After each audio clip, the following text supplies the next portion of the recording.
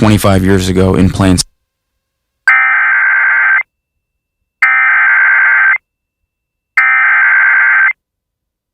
The National Weather Service in Birmingham has issued a severe thunderstorm warning for northeastern Walker County, southwestern Blount County, northeastern Jefferson County until 4:15 p.m. Central Daylight Time.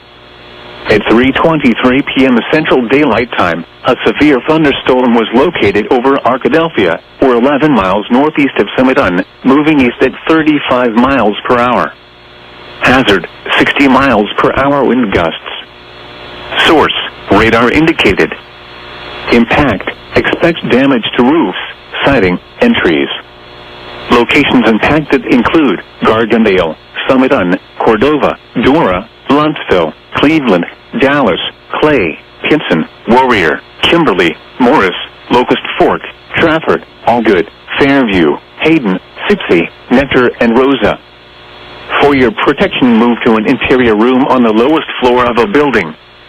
Repeating, a severe thunderstorm warning has been issued until 4:15 p.m. Central Daylight Time for the following counties in Alabama: Blount, Jefferson, and Walker.